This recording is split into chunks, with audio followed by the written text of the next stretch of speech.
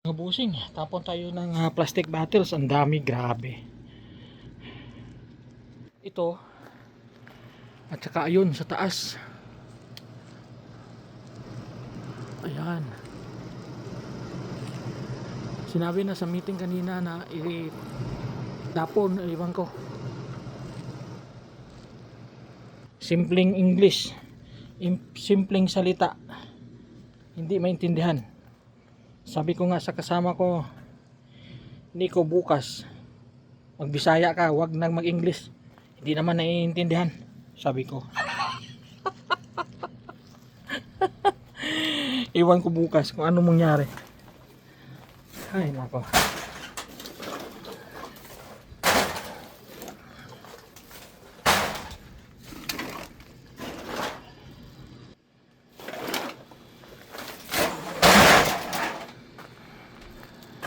Simpleng instruction, hindi nila masunod.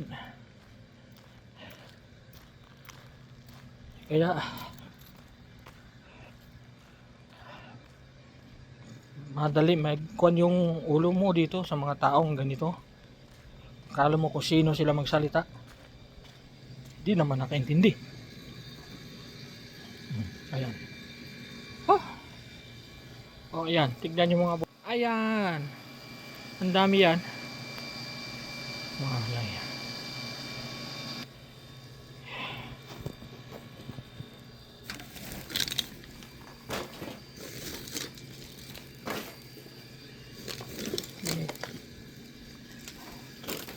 Mga akod yun. Mga tamad. Ayaw nilang pumunta dito sa storage.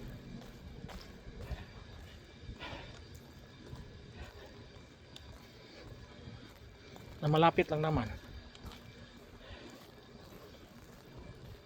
Mahirap lang magsalita kung anong mga lahi.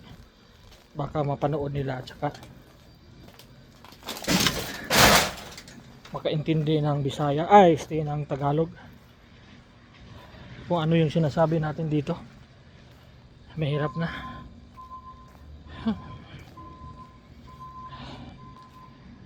Biyahan na.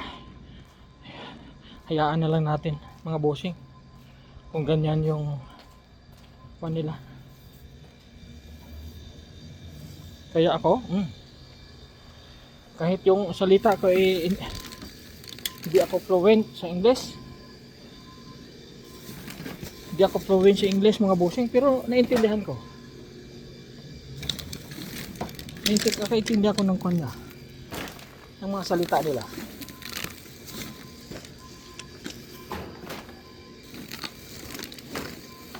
Itong mga Inglesero, akala mo kung sino magsalita.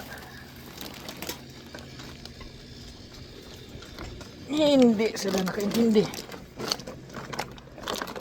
ng simpleng instruction. Kaya ayuwan ko sa kanila.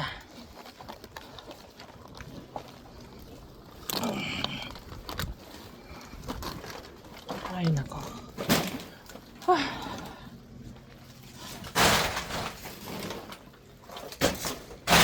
Ayan, nabutas.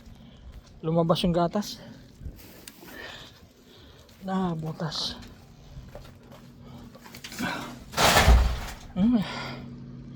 Pusing, ayan. At saka mayroon pang natira doon. So yun lang mga busing. Maraming salamat sa panonood at suporta. Sana yung hindi pa nakasubscribe sa channel ko, please subscribe nyo naman ako. Maraming salamat.